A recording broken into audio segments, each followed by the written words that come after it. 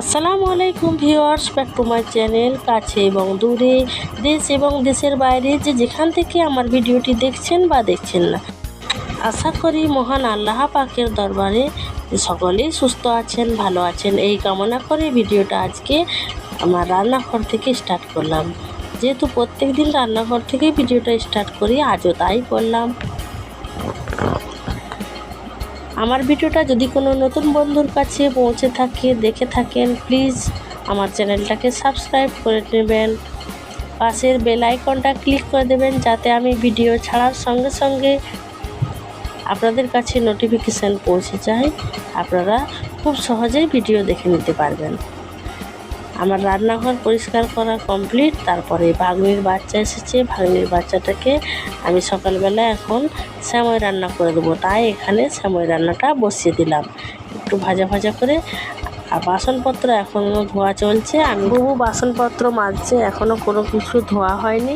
এই সসপ্যানটা ধোয়া ছিল, বাচ্চাটা কাঁদছে, তার জন্য ওকে আগে খাবারটা আমি তৈরি করে দিচ্ছি।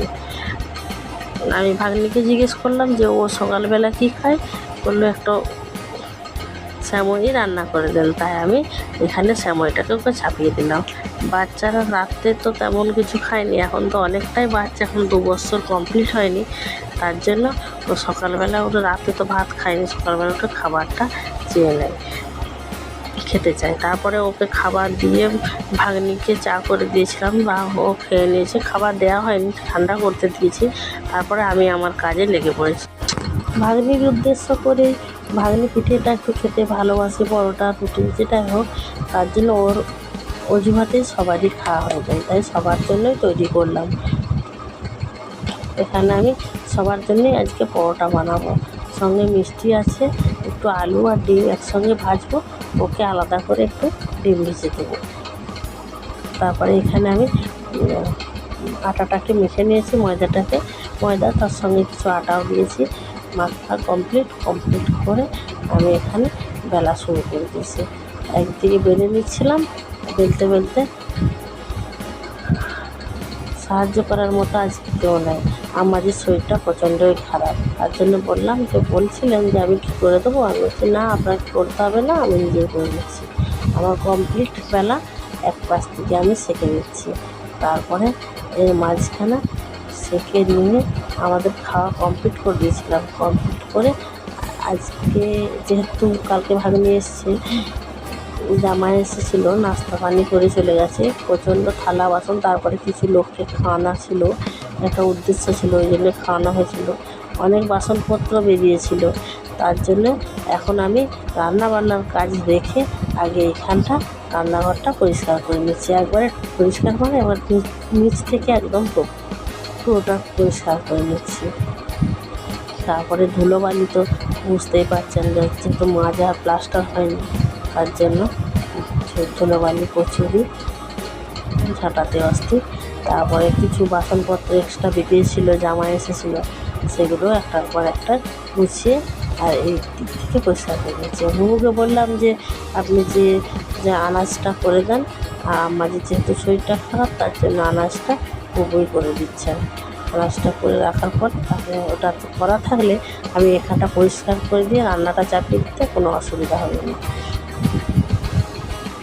তারপরে এই ডাব্বাটায় প্রচুর পরিমাণে পানি জমে যায়। একা হাতের কাজ হলে কী হয় বলুন দিন, আমি হয়তো বাসনপত্রটা ধুয়ে এনে পরিষ্কার করে পানিটা ফেলে দিয়ে আবার একসঙ্গে গুছিয়ে রাখতে পারবো। একা হাতের তো কাজ নয়, বুবু এনে দাঁড় করে রেখে দেয়, তারপরে ভিতরে পানি থাকে আর থাকে, তাও তো একটা হেল্পিং হ্যান্ড আছে। আর কী বলবো, নিচেতে অনেকটাই ময়লা জমেছিল, সেই ময়লা পানিটা ফেলে দিয়ে আমি এবার কিছু পানি দিয়ে আবার এটাকে ধুয়ে নিলাম। ধুয়ে নিয়ে প্রয়োজনীয় থালা বাসনগুলো যেগুলো প্রয়োজন খুব হয় সেগুলো ডাব্বার মধ্যে রাখলাম, তারপরে কিছু ভেতরে রেখে দিলাম। যে মেয়ে স্কুল থেকে কাজ করার মাঝে চলে এসছে, ও স্কুল থেকে এসছে মানে তো বিশালই ব্যাপার, মানে কোনো কাজ আর করতে দেবে না। ও স্কুল ড্রেসটা খুলে ব্যাগ, তারপর সমস্ত কিছু ওকে খাইয়ে দিয়ে তারপরে আমি আমার আবার কাজে লেগে পড়েছি। খাওয়ানোও কমপ্লিট করেছি, ব্যাগটাও রেখে দিয়ে এলাম। স্কুল ড্রেস যেহেতু ধুয়ে নেবো তাই এখানেই ডাব্বাতেই রেখে দিই। এখন প্রচণ্ড ঘাম দিচ্ছে, ঘামের কারণে প্রত্যেক দিনের স্কুল ড্রেস প্রত্যেক দিন করে আমি ধুয়ে নিচ্ছি। তারপরে আমার ধোয়া চারদিক ঝাঁটপাট দেওয়া কমপ্লিট হয়ে গেছে। আমি এখানে কুকারে রান্না করেছি। আজকে যেহেতু অনেকটাই দেরি হয়ে গেছে তাই আর বেশি কিছু তরকারি করিনি। এই একটা তরকারি করেছি, কুমড়ো দিয়ে মাংস দিয়ে একটা তরকারি হয়েছে, আর একটু শাক ভাজা হয়েছে।